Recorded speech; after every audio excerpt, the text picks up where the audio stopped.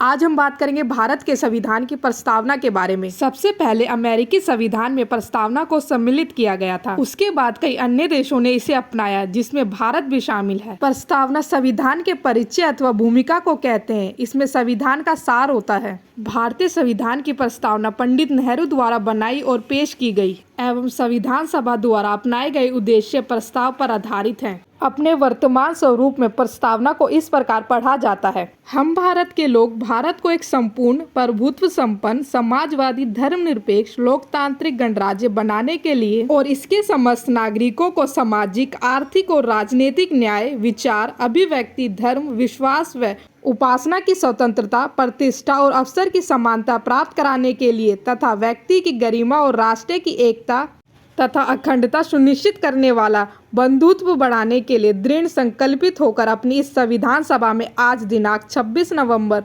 1949 को इस संविधान को अंगीकृत, अधिनियमित और आत्मसमर्पित करते हैं। अब हम बात करेंगे प्रस्तावना के मुख्य शब्दों की। पहले हम बात करेंगे संप्रभुता की।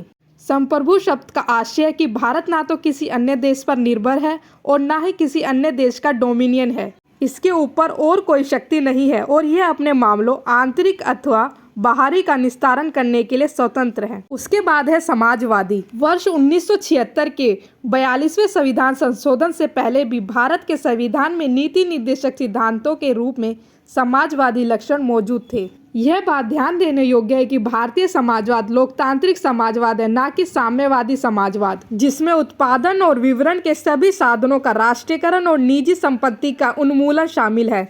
लोकतांत्रिक समाजवाद मिश्रित अर्थव्यवस्था में आस्था रखता है, जहां सार्वजनिक व निजी क्षेत्र साथ साथ मौजूद रहते हैं। जैसा कि सर्वोच्च न्यायालय कहता है कि लोकतांत्रिक समाजवाद का उद्देश्य गरीबी, उपेक्षा, बीमारी व अवसर की असमानता को समाप्त करना है। तीसरा है धर्मनिरपेक्ष। धर्मनिरपेक्ष शब्द को भी 42वें संविधान संशोधन अधिनियम 1976 द्वारा जोड़ा गया। भारतीय संविधान में धर्मनिरपेक्षता की सभी अवधारणाएं विद्यमान है, अर्थात हमारे देश में सभी धर्म समान है और उन्हें सरकार का समान समर्थन प्राप्त है। संविधान की प्रस्तावना में एक लोकतांत्रिक राज्य व्यवस्था की परिकल्पना की गई है। यह प्रचलित संप्रभुता के सिद्धांत पर आधारित है, अर्थात सर्वोच्च शक्ति जनता के हाथों में हो। अब हम बात करेंगे गणतंत्र की। भारतीय संविधान की प्रस्तावना में गणतंत्र का अर्थ यह है कि भारत का प्रमुख अर्थात राष्ट्रपति चुनाव के जरिए सत्ता में आता है। उसका चुनाव 5 वर्ष के लिए अप्रत्यक्ष रूप से किया जाता है। इसके बाद हम बात करेंगे न्याय के बारे में। प्रस्तावना में न्याय 3 भिन्न रूपों में शामिल है: सामाजिक, आर्थिक व राजनीतिक।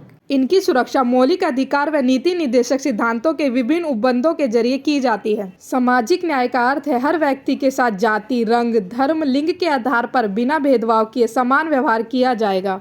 आर्थिक न्याय का अर्थ है कि आर्थिक कारणों के आधार पर किसी भी व्यक्ति से भेदभाव नहीं किया जाएगा। राजनीतिक न्याय का अर्थ है कि हर व्यक्ति को समान राजनीतिक अधिकार प्राप्त होंगे, चाहे वो राजनीतिक दफ्तरों में प्रवेश की बात हो अथवा अपनी बात सरकार तक पहुंचाने का अधिकार। सामाजिक, आर्थिक व राजनीतिक न्याय के इन तत्वों को 1917 की रूसी क्रांति से लिया गया है। 7वां है स्वतंत्रता। स्वतंत्रता का अर्थ है लोगों की गतिविधियों पर किसी भी प्रकार की रोक टोक की अनुपस्थिति तथा साथ ही व्यक्ति के विकास के लिए अवसर प्रदान करना।